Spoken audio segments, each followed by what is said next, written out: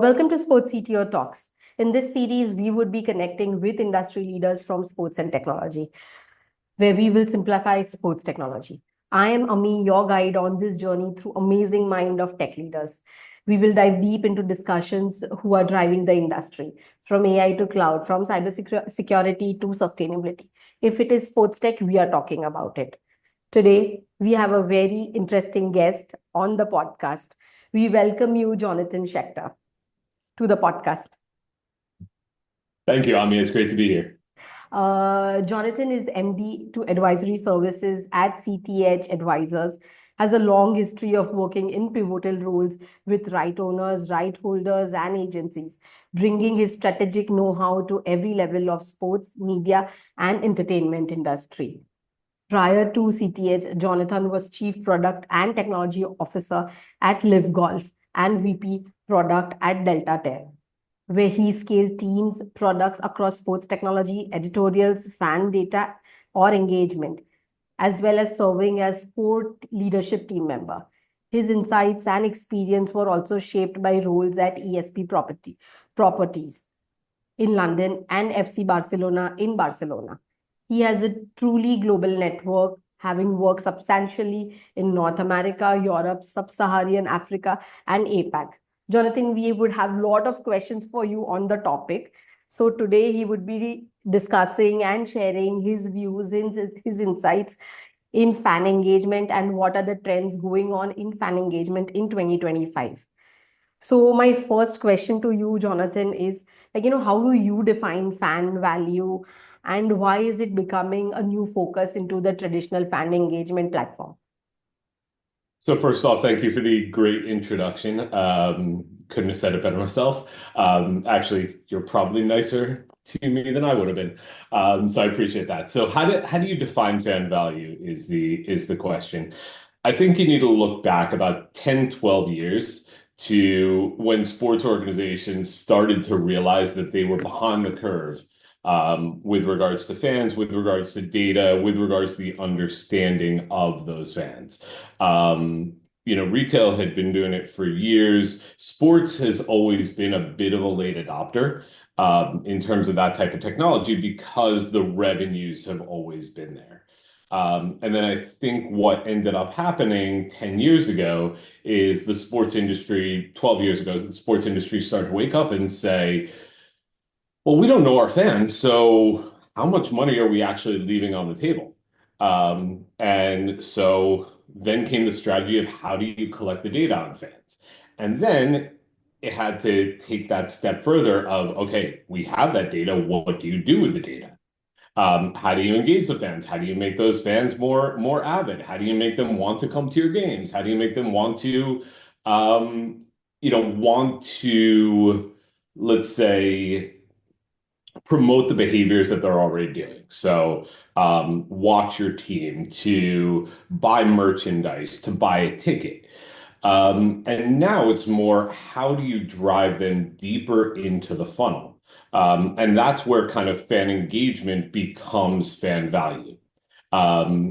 It's moving beyond that engagement level, beyond what they would normally do, into directly monetizable and personalized experiences that would increase their lifetime value and overall revenue. You can look at these traditional metrics like attendance, like content consumption, and those are still relevant in a lot of ways. But the fan value metric emphasizes the impact on revenue. And ultimately, that is what's going to drive the valuations. That's what's going to drive these organizations forward from a financial perspective. So when you talk about this, there is a shift being seen from fan engagement to fan value, right? So how significant it is for the sports organizations and how can you measure it into real business impact during the transition or after the transition? So it's hugely it's hugely beneficial for the organizations to start transitioning to a fan value first metric. Number one, it's identifying fans in a way that they've never been identified before. And we may go into it, but I'll talk about it a little bit now. You look at an organization like Sports Innovation Labs, and the way that they've pivoted in terms of what they're doing with data. And I remember having a conversation with a client about 5 years ago. And I said to the client, I said, "What is your single source of truth for your user data?" And he said to me, "Ticketmaster." And I said, "Wait a second, you're one of the biggest sports leagues in the world, and Ticketmaster is your source of truth?" And then as I was working at Delta Train, I'm seeing, Ticketmaster with one client as a source of truth, and then, maybe it's a subscription and retention service on the OTT side. You start to realize that there's so many disparate data sources. They There's really no way to get a holistic view of your fan. And so what has happened over the last couple of years as these organizations have started to wake up to that is, using tools like Snowflake, or other customer data platform tools. Salesforce is doing some of the work in there. But even more so, what you're starting to see is these bigger organizations that have the means starting to build out their own unified data platforms. And these data platforms will take, for example, it'll be a 360 view of the fan. It'll be all the ticketing data. It'll be, fan movement data across a venue. It'll be retail. It'll be HR. And the amount of insights, the sheer amount of insights that you can generate off of this type of unified data platform is absolutely mind-boggling. And so, to come back around to the progression of fan engagement into fan value, it really is that funnel. It's really, how do you attract those fans? How do you take those fans that might be, maybe somewhat interested in your proposition, make them, let's say armchair fans. So maybe they'll tune in, maybe they won't. How do you drive the armchair fans to avid, while ultimately increasing that lifetime value across the board? And it really does layer up to lifetime value. All of the other metrics are some metrics that are important, and you need to understand how consumption patterns are working, how time on site is working, how click-throughs, email campaigns, so on and so forth, how all of these metrics are working together to drive that lifetime value. Absolutely. So, like, what are the roadblocks for specifically sports tech startups who are working into fan engagement, or coming into the space of fan value and creating new things these days?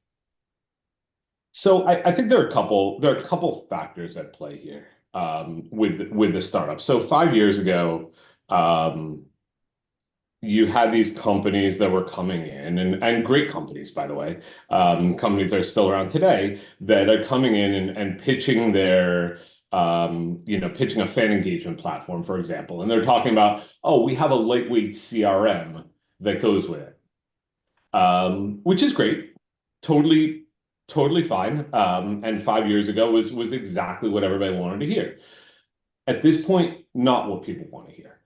They don't want to hear about a lightweight CRM. What they want to hear about is API first. They want to hear about read and write. They want to hear about enriching user profiles, and they want to hear about um, and they want to hear about that single source of truth, right? So how do you, and this goes back to the consortium model, right? So how do you take somebody that may be a season ticket holder, but rarely comes to games, sells most of their season tickets on the secondary market. So all you know about that person, if you have a very segmented data platform, is that they don't come to a lot of season ticket matches. Now, when you have a consortium model of data, maybe you now know that, hey, this person actually watches 60 to 75 minutes on the streaming service, right? And so it all comes down to, how do all these tools work together? How do they all feed that single source of truth? How do they all enrich? So number one is kind of that shift. Number two is, I would say, and this is going to sound um, a little bit brash, but most of these sports tech companies out there are actually features with an LLC or an Inc. attached to it. Um, Not to say that it's not good technology. Um, it is to say that a lot of these founders, a lot of these organizations have identified a gap in the market. They've gone and they've tried to fill that gap with their technology, but it's not really a true company. And I think that's part of the issue, because when you look at it from the other side, and and as you said in my background, I have both rights owner, rights holder, and agency side expertise. So so I've seen it both ways, right? And so when you go in and you're pitching a very narrow um, functionality, even if it is best in class, you're running up against headwinds with a larger company that may have a relatively similar proposition, certainly not as well as you might do it, but a relatively similar proposition that may be viewed as good enough because of the overhead from the management, from the rights owner, rights holder perspective.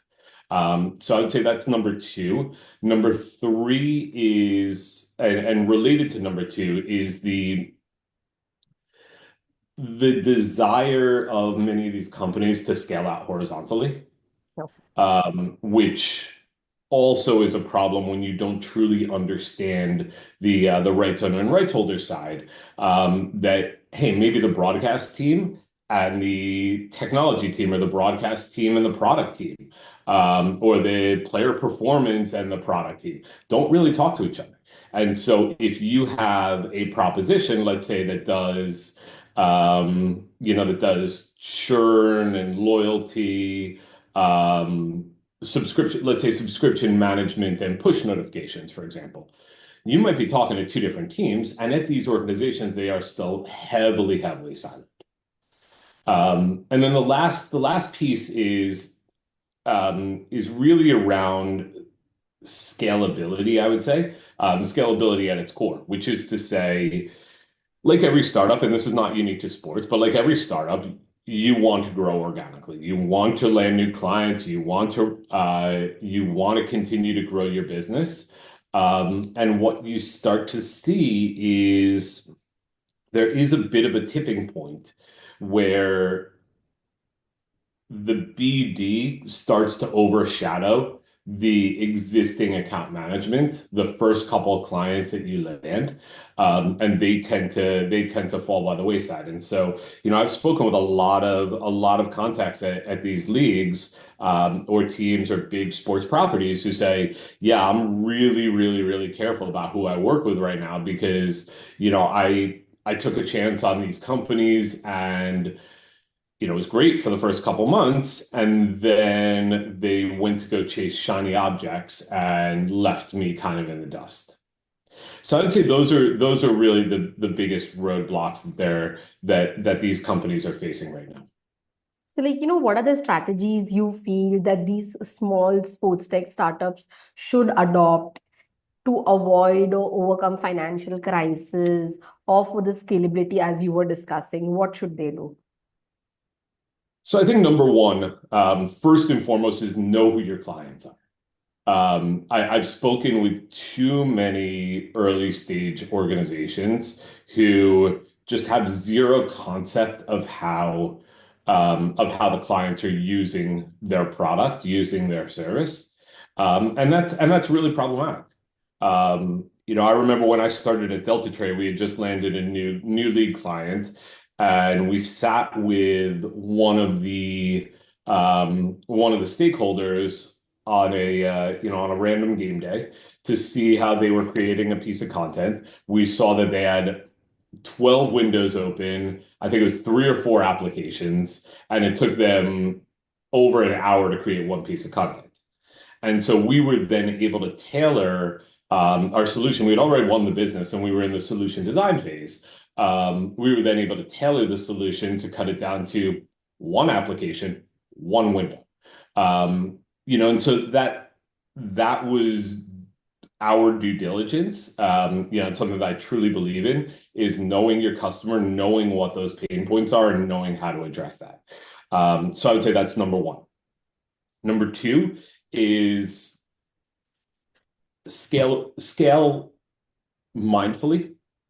Um, Understanding that you may have investors, understanding that you have bottom line numbers and projections that you need to hit, but understanding that it is always cheaper to uh, to increase a scope with an existing client than it is to land a net new client. Number one. And number two, the sports industry is very small. People talk. And so, if you are lucky enough to be in with a, blue chip organization, and, all of a sudden you're now chasing the shiny new thing and this organization is not happy with the service you're providing, you can bet that others are going to hear about it, unfortunately. So, make sure that you are scaling organically, make sure that you are scaling sustainably. And then number three is, and this one's near and dear to my heart. So I will say, you introed me, and one thing that wasn't in the intro is my tech expertise because I don't have a whole lot. I have been a chief product officer. I have been a chief technology officer. I'm not a huge techie, and I know that, and I embrace that.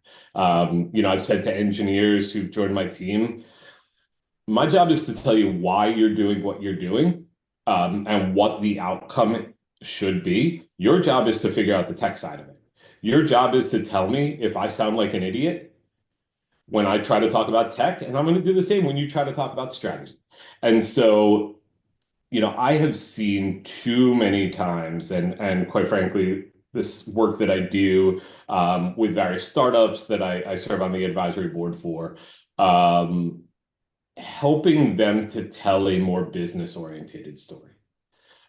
It's one thing to go into an engineer or a product manager and be able to use the jargon, be able to, speak about the technology, but to shorten the sales cycle, to grow the business, you really need to focus on how does my product drive your bottom line metrics, real business impact for you. Absolutely. So, when you were talking about this, how does, consolidating strategies, and how can they better align with the right shareholders or the expectations of how to maximize fan value, whether you talk horizontal or vertical, like what should companies do? Yeah, so consolidation is a really, really interesting point. So I think, again, I think you need to look a little bit macro on this one. 5 years ago, 7 years ago, capital was dirt cheap. Capital is not dirt cheap anymore. You had a lot of VCs, a lot of institutional investors throwing money at startups. A lot of these startups have, been around middling, maybe low double-digit percent revenue growth, maybe high single digit, maybe a little bit of a decline, maybe rethink their strategy over the last couple of years. But you're now at the end of the horizon, and so a lot of these VCs are looking to exit, and the follow-on capital is really difficult. And so, a lot of these companies are quite frankly cannibalizing each other. I was speaking with a CEO the other day of a pretty, decent sized sports tech company. And he was complaining to me about how he absolutely hates the RFP processes because he knows that there's a company that he's always up against. And he knows that they're just going to continue fighting each other and cannibalizing each other. And wouldn't it be great if, those two companies could figure out a way to better work together, right? So So that's kind of where we sit right now in terms of what that consolidation looks like. So, you asked about horizontal versus vertical and kind of some of how can consolidation play out. So I would say, and one of the other things I'll add before I go into that is I've also spoken with no less than four organizations over the last few weeks. Um, these are funders, these are funds, these are people raising capital, looking at a roll-up strategy, looking at acquiring companies, some smaller, some bigger, looking at companies and saying, how can we put these three or these four companies together to be value accretive, um, and really start to corner the market. And so it is very much top of mind now. So you look at horizontal versus vertical consolidation, and I go back to what I said a couple minutes ago about how the leagues, the teams are very much still siloed in terms of how they organize. I mean, you have companies like the NFL that has their league office in New York, but NFL media in LA. Yes, they're linked, but they're not, inextricable. You have the NBA that has NBA media or NBA, their media arm out in Secaucus, New Jersey, with the league office in New York. So, you this all that is to say is it goes to show um, how much or how many silos there are still within the organization. And so, you need to look at both the horizontal and the vertical expansion. I think in this case, the vertical expansion, or the vertical consolidation, rather, opposite of expansion, the vertical consolidation is probably the better strategy, at least to start, because what ends up happening is you now become a leader in the market. You're now highly specialized within your space. You're now an organization, whereas most of what we would call the medium to large fan engagement tech organizations are relatively small fish. I mean, we're talking probably 5, 10, max 20 million ARR. You're now talking about 2, 3 times that. And so you do start to now benefit from the scale.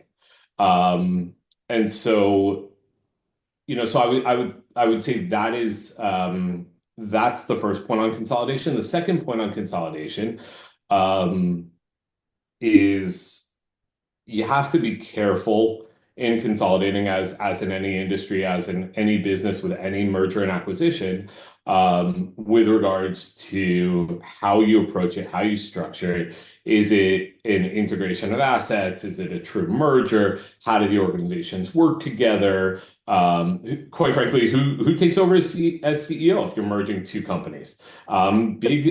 Big question, big question to be asked. But what ultimately comes out of it is an organization that A, has more scale, and quite frankly, the ability to, hopefully, if done right, mitigate one of the issues I was discussing before in terms of servicing existing clients while still being able to go to new clients, still being able to attack the market, but also the ability to think in new and different ways. I mean, I was spitballing with a guy the other day, who's looking at this space, and he was saying, I really like the idea of these really young companies, and not only looking at the companies themselves, but looking at their assets, looking at their products from a completely different lens, and being able to say, okay, you're going to continue focusing on,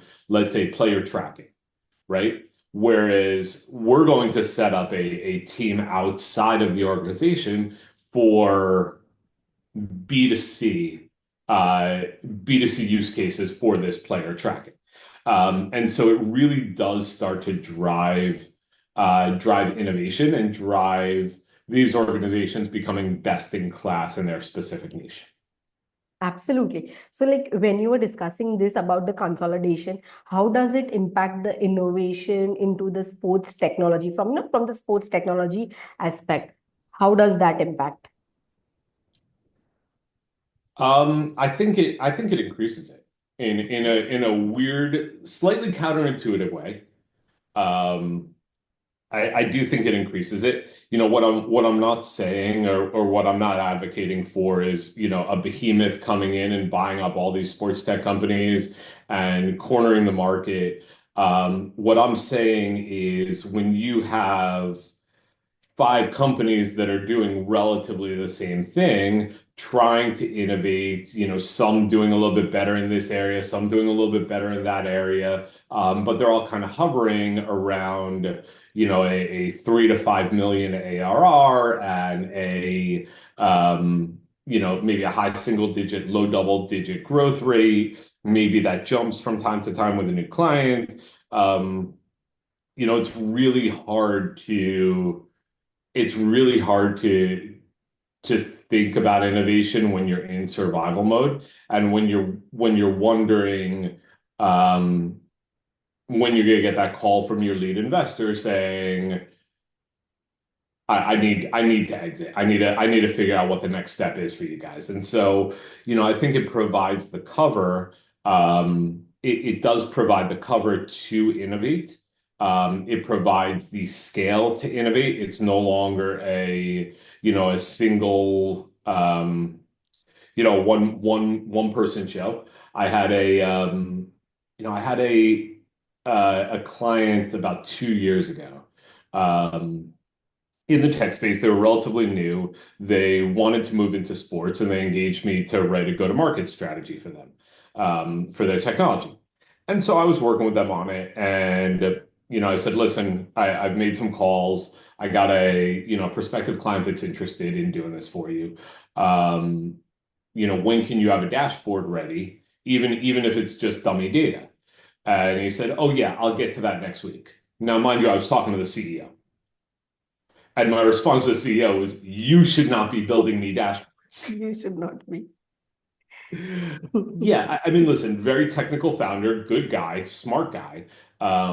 He should be focused on, you know, if he wants to be elbow deep in the tech, he should be focused on, you know, the underlying tech of how we move from one industry into sports, not focused on the dashboarding.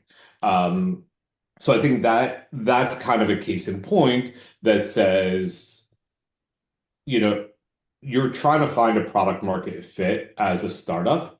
Um, and that shouldn't necessarily always be confused with innovation.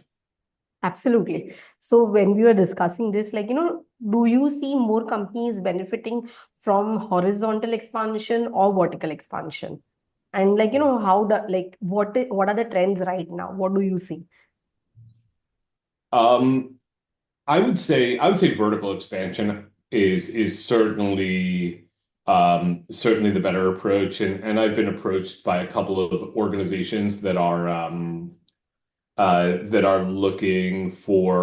looking to consolidate or looking to expand in and of themselves. And the feedback from me is always, you know, look vertically first, and then we see horizontally.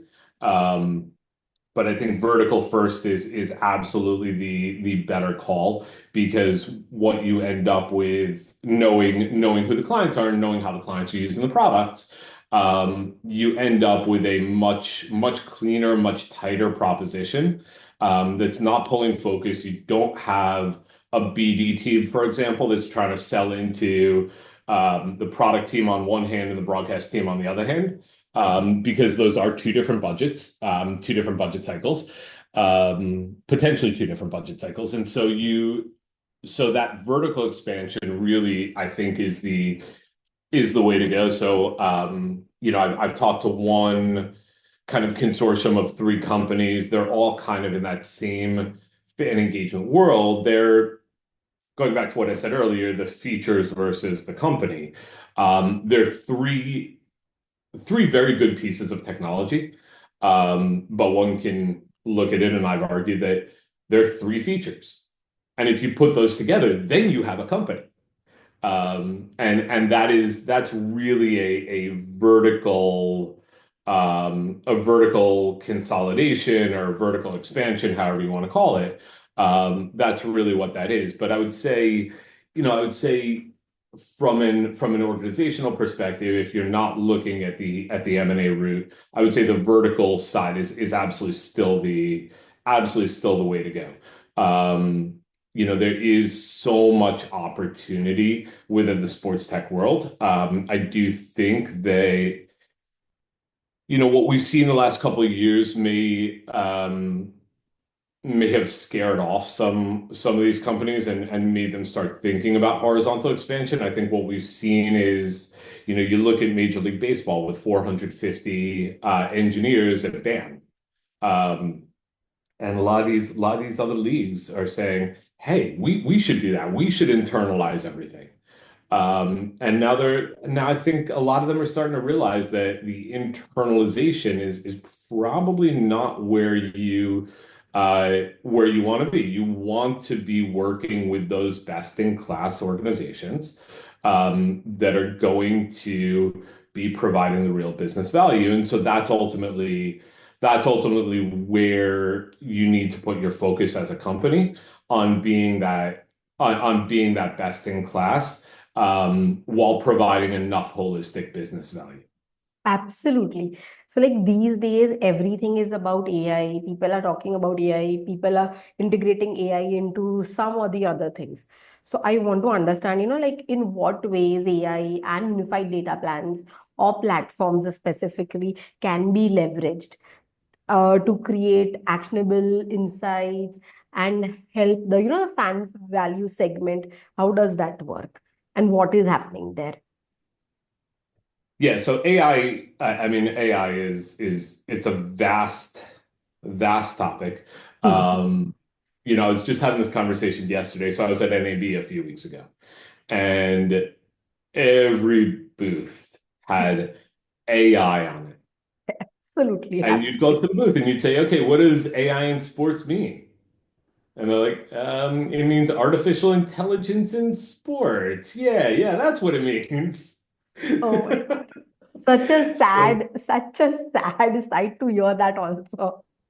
I know. It really was something. Yeah, I was just speaking about my experience at NAB yesterday with another founder, and so I think there are a couple of things, and I think we can break it down in, let's say, three ways. Number one is the data, that the fan data. Number two is AI and enablement of, let's say, marketing initiatives or other types of initiatives. And then the third is, how does the fan actually get to interact with AI, right? So, talked a little while ago about this consortium model of data, and all of the insights that can be generated from the data. Those insights are not manual. Those insights are AI based. Um, they are heavily reliant on these LLMs that are popping up. One of the issues, by the way, the reason I bring up the LLM, one of the issues, by the way, that I know several organizations are trying to solve is the LLMs are not sports specific. And so when you have, let's say, a chat bot calling Steph Curry Steve Curry, or when you have or when you have it saying, text to voice saying, and the Chiefs are beating the Eagles 14-7, that's a little bit of a problem. And so sports still does have a bit of a way to go there. So I think number one, it's around how you parse that data, how you generate those fan insights, especially with the consortium model of data, with thousands upon thousands of different data points that you're now integrating. What are those insights that can be generated, that are, quite frankly, beyond the reach of human intervention? The second one is the enablement side. And um, by that I mean you have companies like a company called Eon Media out of Toronto. And what they do is they have a proprietary algorithm. They'll take all video archives. They'll run it through the proprietary algorithm, and they'll be able to tag on a frame-by-frame basis metadata from every single piece of video that they are providing. Now, what does this do? This enables a lot of monetization opportunities, a lot of fan engagement opportunities.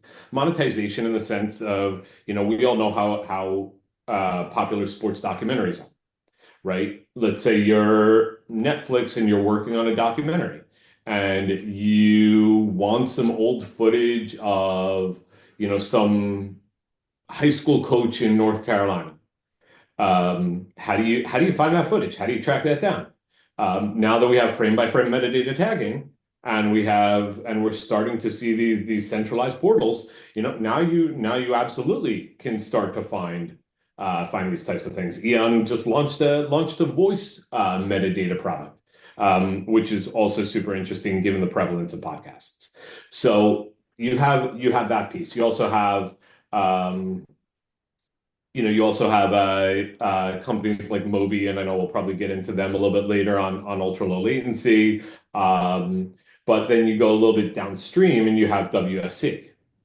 And WSC, I remember one of the first things I ever saw from WSC was back in 2014, 2015, was their customized highlight package that you would get as an NBA.com fantasy user. You would get a personalized highlight package of how your team did the night before. WSC, has taken that steps and steps and steps further, using AI to generate highlight reels and highlight packages. Magnify is doing something relatively similar, and so these are all the areas that where AI, where ML is extraordinarily important. You go outside the fan engagement space, you have things like video system referee. You have automated offsides or semi-automated offsides. You have goal line technology. Now, you may say, but that's more the game operations side, but it's not. It is fan engagement, it's fan experience. So, AI, ML across the board is extraordinarily important. In fact, you have organizations that are launching chatbots, and then you have organizations that are, thinking about, I would say, I don't even want to call them chatbots given what they're working on, and I can't go into too many specifics, but I can tell you that they are, heavy utilization of AI, and it's not just a, hey, where can I buy a ticket? It is a super engaging functionality that goes back to driving that fan value, driving that fan down that funnel, drive that fan down the rabbit hole, get them to the point where they feel no other choice because they are so engaged that they need to buy a ticket, they need to buy merchandise, they need to watch, they need to subscribe, and that drives the fan value. Absolutely. So when you were saying this, like these days, everything is about social media, right? So AI is playing a crucial role into that. So when you talk about reels, when you talk about shorts, is it becoming the next new thing for fan engagement or, to generate fan value? Is it the next big thing? So I would take issue with that premise slightly. I don't think it's all about social media. Okay. I've been fighting that fight for several years, probably about 10 years. Yes, social media is still important. But what I think these organizations have certainly realized is social media is top of funnel, and very, very, very top of funnel. That social media platforms are notoriously bad about sharing data. They're notoriously bad about being that core point of contact for or core point of connection between the rights owners or rights holders and the fan. And so what I would posit is the second part of your question is spot on. Social media behavior, absolutely 100%. But social media in and of itself, and I think that's why we're starting to see some of these new sports media companies that are popping up. They are looking to be, I hate to say it because I heard it so many times a decade and a half ago, trying to be that the Twitter of sports or the Facebook of sports, sorry, the X of sports, or the Facebook of sports. You know, 15 years ago, I was hearing that on almost a weekly basis. Oh, we want to be the Twitter of sports. Now I think there's a real case behind it. And what's interesting is that, when you go and you ask the athletes themselves, and I think there's a point to be made around consumption on Gen Z consumption, right? About how they are much more athlete focused and personality focused than they are the actual game. That's why religion of sports is so popular. The athletes are and the personalities are the draw. And so so I think that known social behavior is really important and really important to replicate. So shorts was also a really big thing at NAB. But again, going back to your previous question, how do you create shorts without having really intensive manual intervention? Goes back to your previous question, it's AI.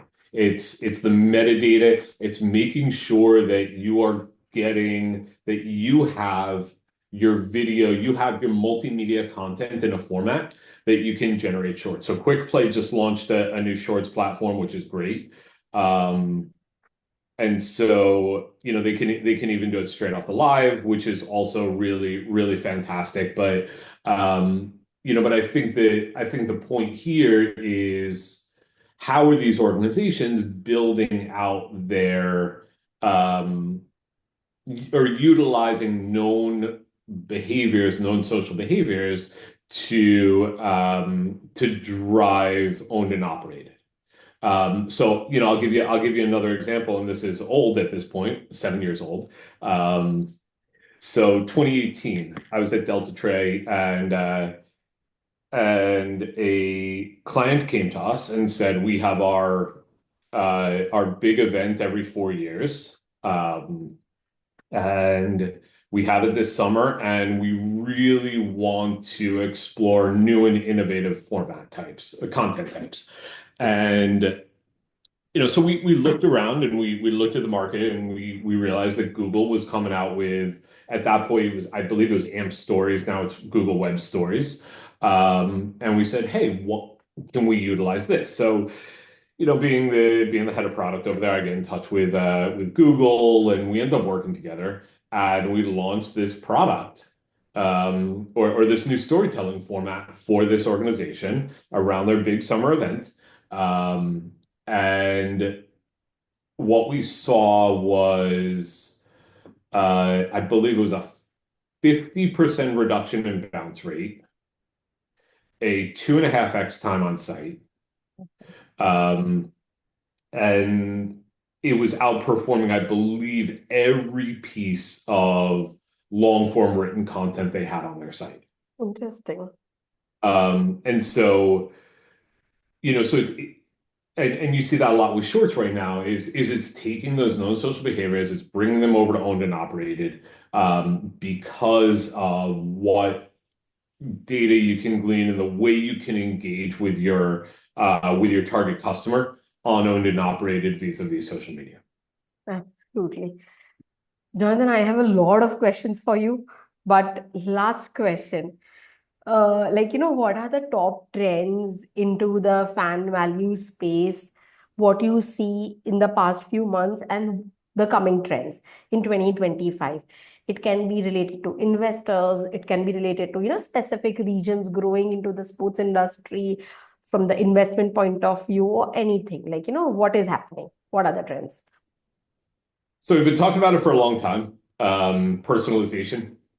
Okay. I think we are at a point where personalized content can be created at scale. Hyper-personalized content can be created at scale.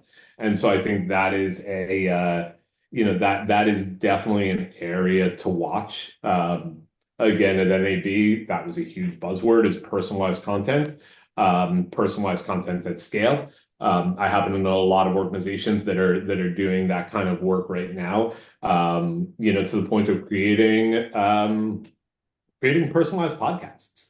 Like, who would have thought that was possible 3 years ago? Absolutely. I think that's number one. I think that number two around content is how can that be enabled, right? So you need to look at the whole value chain here. And so that whole point around metadata tagging, that whole point around archive management, media management, rights management. I think that's going to be a really, really interesting space to watch over the next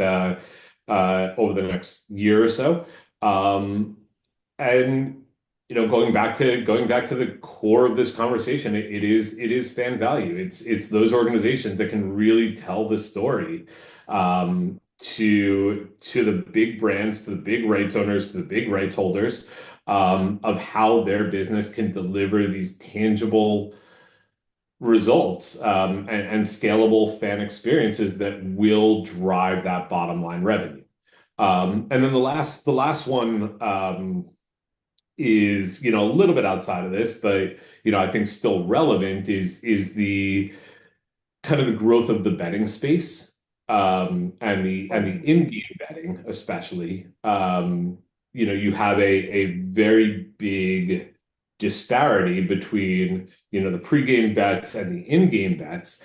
Within the in-game bets, if you're watching a game on linear TV, you have a few second delay, because that's what the FCC mandates. When you're watching it on a streaming service, you could have a 30 to 45-second delay. I did that test during Super Bowl, and I think I was at a 35-second delay. And that's not good, especially given bettors' desires to bet in games. So by the time, let's say I was betting in game at Super Bowl, by the time I was going to place a bet, or I would place a bet, and then I would not know what happened until a minute later. Absolutely. I was not able to bet in real time because ultra low latency video just what is not there.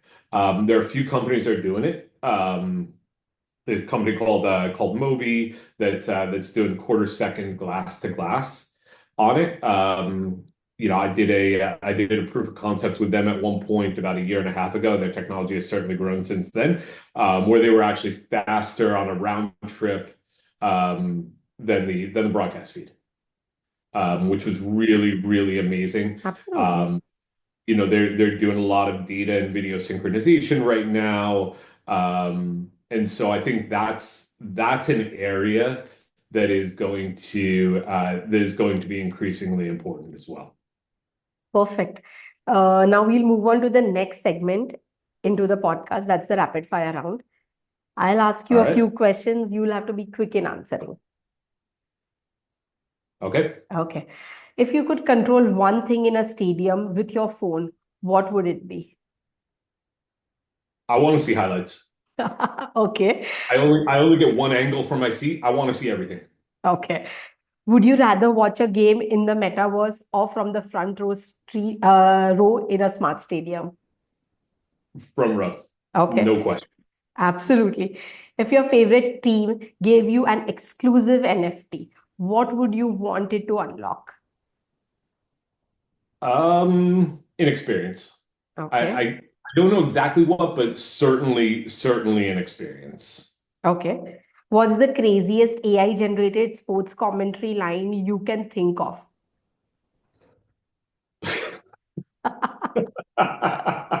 That's a great question. Um, I mean, Anything, whatever comes to mind. I got nothing. Okay. I got Okay. nothing. All right. Would you trust a hologram coach to give you game analysis over a human expert? Over a human expert? Probably not in conjunction with a human expert, absolutely. Okay. What's the wildest in-game challenge you'd like to see for fans on the big screen? Oh, wildest in-game challenge you'd like to see for fans on the big screen. I mean, I'm a traditionalist, and so watching sausages run around the Milwaukee Brewers baseball stadium. I mean, that does it for me. Absolutely, absolutely. Your favorite athlete of all time? Name one. My, my favorite athlete of all time. How do I knock that down? I would probably say, ooh, ooh, wow, that's a It really can be hard one. any sport. Probably Mark. I'll go with Mark Messier. Okay. I'll go with Mark Messier. He brought the Stanley Cup to New York after 54 years. Always great player. Loved watching him play. I got Mike Richter, his goalie, right behind me. So I would say probably Mark Messier. If you had to take him to dinner, where would it be? Um, I don't know. Maybe I'd take him back to the place where I first met him, BB King Blues Bar and Grill in New York. Show him the grainy photo that I took on my flip phone back in 2005, 2006, and yeah, pick his brain on all the leadership qualities that he showed over the years as one of the best hockey players ever. Perfect. Now we'll move on to the next segment. That's you'll have to answer one question into 30 seconds. Okay. According to you, what are the trends in AI into the fan engagement segment? The trends are absolutely the data parsing and data analysis. Number one, that's upstream. Number two, kind of midstream, it's how do you pull out the metadata? How do you pull out the content that you need? And then number three is how do you serve that content on a hyper-personalized basis? Perfect. Thank you, Jonathan, for wonderful insights to being very specific, answering the questions. It means a lot and joining us today. All right, thank you so much, Ani. So, everyone, let's stay connected for more understanding on sports and technology. That was Jonathan sharing his insights. Let's connect next week in the next episode. Please share this episode with your friends, families, or the people who love sports and technology. Until then, stay curious, stay inspired, keep exploring.